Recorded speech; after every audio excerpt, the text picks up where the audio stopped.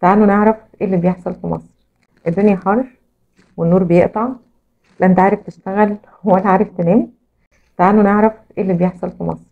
دلوقتي احنا عارفين ان طبعا العالم كله بيمر بظاهرة اسمها ظاهرة التغيرات المناخية، والهيئة الحكومية المعنية بتغيرات المناخ او IPCC قالت انه زيادة معدلات التغيرات المناخية كانت بسبب الممارسات البشرية من أيام الثورة الصناعية لغاية دلوقتي، بسبب حرق الوقود الأحفوري وبعض الممارسات اللي بتزود انبعاثات الغازات الدفيئة اللي بدورها تسببت في ارتفاع درجة حرارة الأرض، عشان كده بيسموه الاحتباس الحراري. احنا عندنا هنا في مصر درجة الحرارة وصلت ل 45 و50 في بعض المناطق، وطبعا احنا بنعاني معاناة شديدة مش بس من الحر، لا كمان من انقطاع التيار الكهربائي. السيناريو ده ما فكركوش بحاجة؟ السيناريو ده مر علينا مرتين قبل كده. أول مرة كان في سنة 2007 تقريبا، وده كان بداية ملاحظات إن في تغيرات مناخية بتحصل في مصر بشكل كبير جدا. في 2007 بدأت درجة الحرارة توصل ل 45 درجة مئوية، وبالتالي الناس بدأت تستخدم التكييفات علشان تعادل درجة الحرارة وتوفر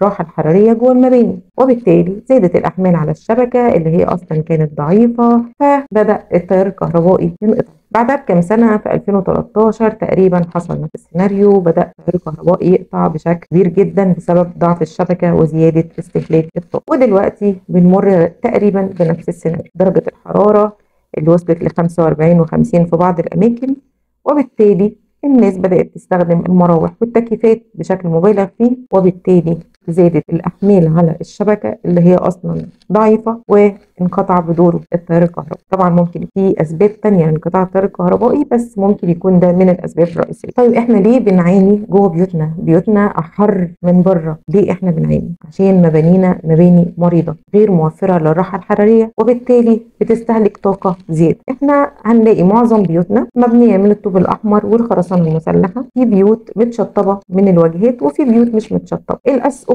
الواجهات على طول معرضة للشمس، سمك الغلاف بتاع المبنى يعني معمول تقريبا نص طوبه 12 سم، وده غير متناسب خالص مع البيئه اللي احنا عايشين فيها. طبعا نسب التظليل على الواجهات ممكن تتفاوت من منطقه لمنطقه. التهويه الطبيعيه جوه المباني، في مباني يكاد يكون منعدم فيها التهويه الطبيعيه، وفي مباني التهويه سيئه جدا، وبالتالي بتحصل مشاكل، والمباني دي بتكون مباني مريضه بتؤثر علينا وعلى صحتنا بالسلب. ده غير طبعا مواد التشطيب الداخليه المستخدمه اللي ممكن تكون مش متناسبه مع البيئه بتاعتنا، زي السيراميك والدهانات المختلفة اللي أصلا مش متوافقة مع البيئة، وبينتج عنها انبعاثات أو مركبات عضوية متطايرة من الدهانات بتزود لنا مشاكل وبتعمل لنا حساسية ومشاكل في الجهاز التنفسي. دي من ضمن المشاكل. المشكلة دي بقى بتؤدي بدورها لمشكلة تانية. عندنا حاجة اسمها الجزر الحرارية الحضرية. الجزر الحرارية الحضرية دي عبارة عن إيه؟ عبارة عن إن جوه المدينة درجة الحرارة بتكون أزيد من بره المدينة أو من المناطق المفتوحة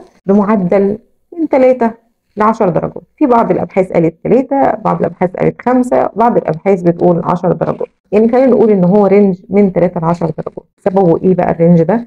ان درجه حراره المدينه بتكون اعلى من اطراف المدينه ومن المناطق الريفيه بالمعدل ده. طبعا اول حاجه مواد التشطيب او المواد اللي داخله في الانشاء الغير متناسبه ولا متوافقه خالص مع البيئه بتاعتنا، والاشعاع الشمسي الساقط على الواجهات، زي مثلا الواجهات الزجاجيه، زي مثلا المباني الخرسانه المسلحه الغير متشطبه اصلا، زي مثلا الارضيات او الطرق الاسفلتيه. ده بالاضافه الى الاستخدامات المختلفه اللي داخله مع بعض. يعني هتلاقي في مناطق سكنيه في قلبها مطاعم، في قلبها ممكن تكون ورش او حاجه زي كده، بيتسبب عنها خروج بعض الحراره نتيجه الاستخدامات المختلفه دي، والابخره والغازات اللي بتزود مشكله التلوث، وبالتالي بتزود مشكله التغيرات المناخيه، زائد اجهزه التكييف اللي موجوده على الواجهات المختلفه في كل حته، سواء كانت مباني سكنيه او مباني اداريه. طيب يبقى احنا عندنا مشاكل مركبه محتاجين ان احنا نتعامل معاها عشان نحل المشكله الاكبر اللي هي ارتفاع درجات الحراره، او على الاقل نحل المشكله القريبه اللي هي انقطاع التيار الكهربائي. طيب هل المشكله دي هتتحل في يوم وليله؟ اكيد لا.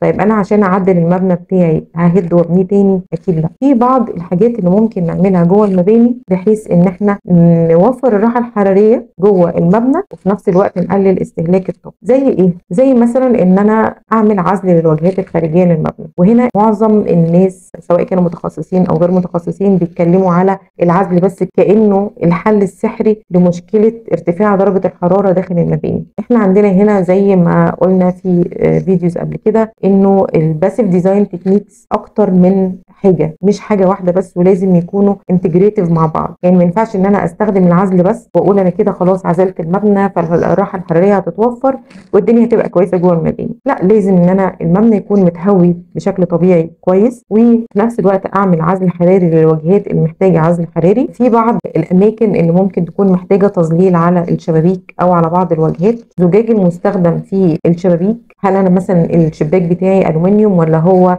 عباره عن شيش خشب؟ فمحتاجين نراجع نفسنا في الاختيارات اللي احنا بنختارها اثناء تشطيب المباني، سواء كان الشقه بتاعتك جديده وانت لسه بتاسسها او المبنى بتاعك قائم وانت محتاج تعمل فيه بعض المعالجات اللي هتساعدك ان انت تبقى مرتاح حراريا اكتر جوه المبنى. انت لو عندك بلكونه وحطيت فيها بعض المزروعات وبعض النباتات اللي ممكن بدورها تمتص بعض الملوثات من الهواء، وفي نفس الوقت توفر لك بعض الهواء المنعش اللي جاي لك من البلكونه، او ان هي على الاقل توفر لك تظليل على الواجهه المعرضه للاشعاع الشمسي اللي بتطل على البلكونه. يعني في بعض الحلول اللي ممكن نتكلم عليها بعد كده بشكل منسق يعني، ونناقش فيها ايه هي الحلول اللي ممكن نعملها في المباني بتاعتنا. برضو لو انت ساكن في دور اخير ومحتاج ان انت تحمي نفسك من الاشعاع الشمسي الساقط على السطح بتاع المبنى، فممكن تعمل اكتر من حل. ممكن تخلي السطح بتاع المبنى المعرض للشمس يكون مدهون بلون ابيض، او ان انت تعمل له عزل حراري، وده طبعا بيبقى ليه طبقات معينه ممكن نناقشها بعد كده. ممكن نعمل زراعه اسطح، وفي هنا ناس بتقعد تقول لك لا زراعه الاسطح ما تنفعش في مصر وده اسلوب اثبت فشله. مين قال انه زراعه الاسطح غير مناسبه لمصر؟ زراعه الاسطح دي بقى عالم تاني وممكن نتكلم عنه بتفاصيل اكتر في فيديوهات تانية، ولكن هو ليه اكتر من طريقه. ممكن يكون زراعه الاسطح على السطح مباشره هي اللي تبقى فيها مشكله بسبب امكانيه تسرب الميه للستراكشر بتاع المبنى، ولكن في اكتر من طريقه ممكن تتطبق وفي نفس الوقت تكون بتعمل عزل حراري وبتعمل حمايه للمبنى. ففي حلول كتير جدا ممكن ان انا استخدمها علشان اعدل من حراره المبنى واخليها بتوفر لي الراحه الحراريه بدون استخدام تكييف. ممكن استخدم بس مروحه عشان تحرك لي الهواء. ممكن استخدم التكييف بس بدل ما استخدمه 5-6 ساعات في اليوم، انا ممكن استخدمه ساعه واحده بس في اليوم، وبكده اكون قللت استهلاك الطاقه، وفرت فلوسي اللي بدفعها في فواتير الكهرباء، وفي نفس الوقت ساهم في مشكله انقطاع التيار الكهربي اللي كلنا بنمر بيها. انتظرونا بقى في فيديوهات جايه هنناقش مع بعض ايه الحلول المعماريه اللي ممكن نعملها على المباني القائمه بحيث ان احنا نوفر فيها الراحه الحراريه. اشوفكم بخير.